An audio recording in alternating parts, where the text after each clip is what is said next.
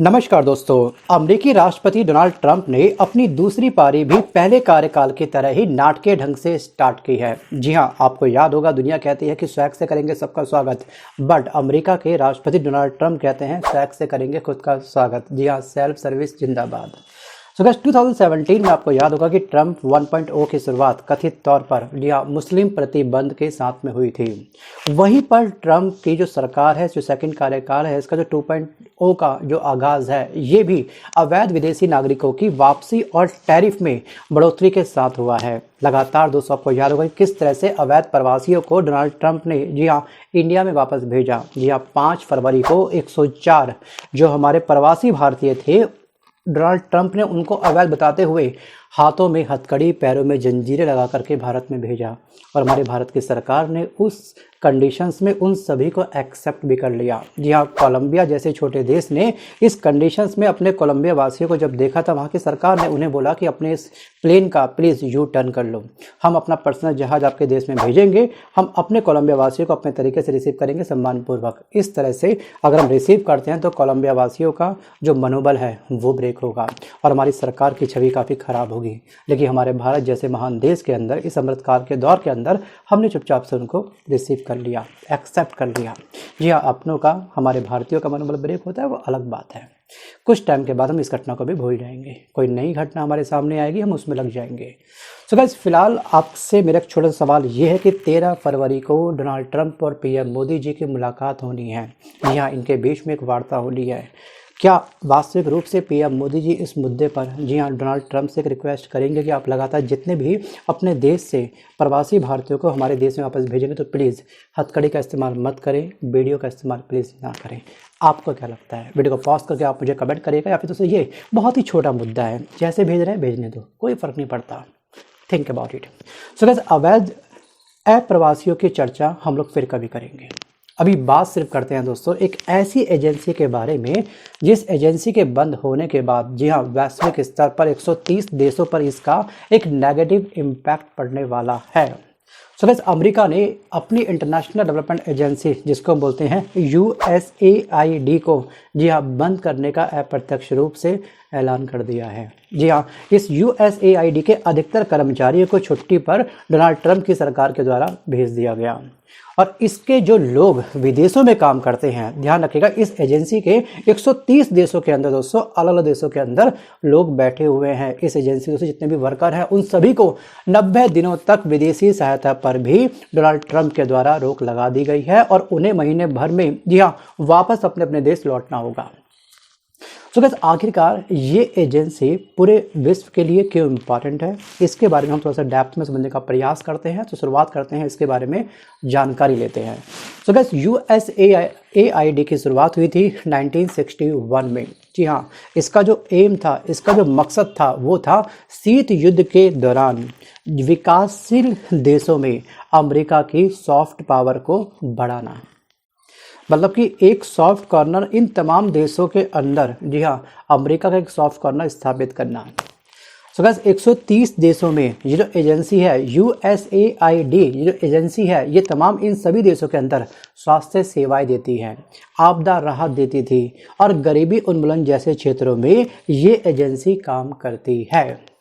So guys, हालांकि वहाँ की एक जो लोकल कोर्ट है, कुछ कोर्ट ने कर्मचारियों को हटाने पर रोक लगाई है। लेकिन ट्रंप का तर्क ये है कि इस तरह से जो हमारी सरकार है, उसका खर्च काफ़ी अधिक बढ़ रहा है। मतलब कि सरकारी फिजूल खर्ची इस माध्यम से हमारी बहुत अधिक बढ़ चुकी है। और ट्रंप सरकार में धनबल से आए, धन के आधार पर आए अमेरिकी उद्योगपति एलन मस्क USAID को वामपंथी विचारधारा का अड्डा बताने में लगे हुए हैं लगातार। अभी हाल ही में आपने उनका इंटरव्यू भी देखा होगा।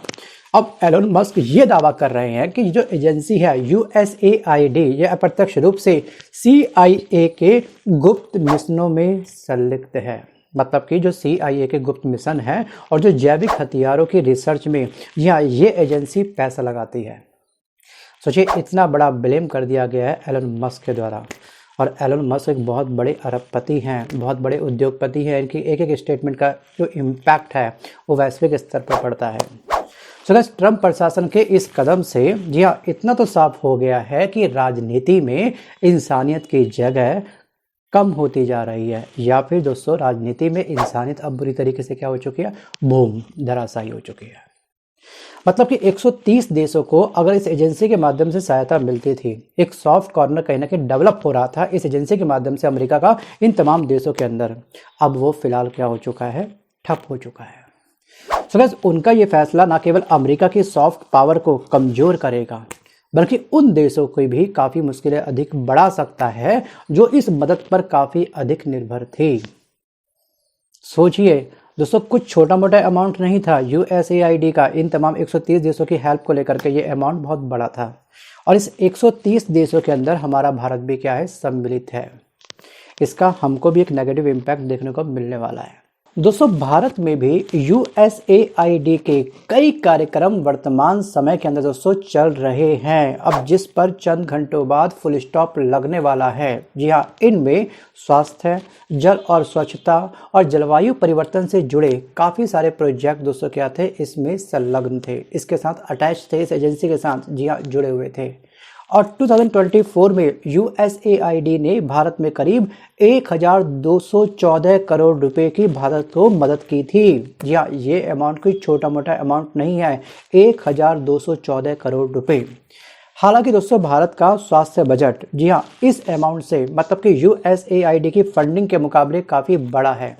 फिर भी USAID की फंडिंग पर रोक से खास तौर पे दोस्तों जो HIV और जो TB जैसी बीमारियों से जुड़े कार्यक्रम भारत के अंदर रन हो रहे थे, वो कार्यक्रम अब कमज़ोर पड़ सकते हैं। जी हाँ, और HIV और TB कोई छोटी मोटी बीमारी दोस्तों नहीं है। वहीं दोस्तों को ध्यान रखना कि भारत में WHO जी हाँ वर्ल्ड हेल्थ ऑर्गेनाइजेशंस एंड दोस्तों यूनिसेफ जैसे संगठन पहले से ही अपने कार्यक्रम को यूपी और बिहार जैसे राज्यों तक सीमित कर रहे हैं। जी हाँ, और WHO की सबसे बड़ी मजबूरी ये है कि ये अपनी अपनी फैसिलिटी को सीमित कर रहा है। उसके पीछे सबसे बड़ी वजह यह है कि इसकी अनुदान राशि अब कम हो चुकी है। आपको याद होगा 2020 में जी हाँ 2020 में जिस समय कोविड काफ़ी पीक पे था, जी हाँ वैश्विक स्तर पर त्राहिमाम जैसी स्थिति बन चुकी थी। जी हाँ, तभी से जो अमेरिका के राष्ट्रपति जो बाइडेन थे वो काफ़ी WHO से खफा थे। जी हाँ, जो बाइडेन का मानना ये था कि जो चाइना का वुहान शहर है उस लैब से जो कोविड वायरस रिलीज हुआ था, जी हाँ इस खबर को WHO ने सभी देशों से छुपा करके रखा। जब बहुत बुरी तरीके से जी हाँ ये वायरस पूरे वर्ल्ड के अंदर फैल गया, उसके बाद में इसको WHO ने पैंडेमिक घोषित किया, या फिर इसकी जानकारी दोस्तों तमाम देशों से WHO ने छुपा के रखी थी। या फिर हम कह सकते हैं WHO और जो चाइना है ये आपस में बहुत इनका आपस में गहरा रिश्ता था, दोनों ने मिल करके इस जानकारी को हम सभी से छुपा के रखा। तो उसी समय जो बाइडेन ने ये अनाउंसमेंट कर दिया था कि हम अब WHO से क्विट करने वाले हैं और जो हम अनुदान देते थे WHO को वो हम बंद कर देंगे। और फाइनली ट्रंप की सरकार आते ही 2.0 की सरकार रन होते ही ट्रंप ने यही सबसे बड़ा अनाउंसमेंट किया कि अब हम WHO को टाटा बाय बाय बोलने वाले हैं। सो गाइस, वैसे आपको ध्यान रखना है कि जो भारत है, भारत का पहले से ही ये मानना है, ये रुख है कि हम हेल्थ को लेकर के दूसरे देशों से कभी भी सहायता नहीं लेंगे। वो अलग बात है कि कोई ज़्यादा पीक पर मजबूरी आ गई हमारी तो तब हम हेल्प लेंगे। हम अपने दम पर जी हाँ अपने डिफेंस को, अपनी हेल्थ डिपार्टमेंट को स्ट्रांग बनाएंगे। कोविड के समय क्या हुआ वो आपको बखूबी याद होगा कि जी हाँ ऑक्सीजन सिलेंडर भी ब्लैक में लाखों रुपए तक जिसका रेट पहुंच चुका था। सोचिए, एक मास्क भी 50 रुपये 100 रुपये जितने हमको मास्क मिल रहा था ब्लैक में, मजबूरी थी, लोगों ने लिया भी। तो हेल्थ डिपार्टमेंट भी हमारा काफ़ी वीक है, काफ़ी कमज़ोर है। तो हमारी केंद्र सरकार को हेल्थ पे भी, डिफेंस पर भी, भारत की बेरोजगारी पर भी, महंगाई पर भी, महिलाओं के ऊपर अत्याचार को लेकर के भी, मणिपुर जैसी जातीय हिंसा बढ़ रही है उसको लेकर के भी, और किसानों के MSP को लेकर के भी काम करना होगा। अब दोस्तों यहाँ पर USAID की मदद बंद होने से जो योजनाएं प्रभावित होंगी, जी हाँ सरकार को उनके बारे में भी और अधिक सोचना होगा। खैर दोस्तों, सवाल अब ये भी बनता है कि क्या ट्रंप प्रशासन ने ये फैसला अमेरिका के हित में लिया है या फिर ये एक और कोई नया राजनीतिक स्टंट है, जी हाँ डोनाल्ड ट्रंप का। आपको क्या लगता है? वीडियो को पॉज करके आप मुझे कमेंट जरूर करिएगा, बट उससे पहले जी हाँ मंथन जरूर करिएगा कि ये राजनीतिक स्टंट है या फिर दोस्तों डोनाल्ड ट्रंप की ये कोई मजबूरी है। आपको क्या लगता है? सो गाइस, आज के इस वीडियो में बस कर इतना ही। मिलता हूं जल्द एक नए वीडियो के साथ, तब तक के लिए धन्यवाद।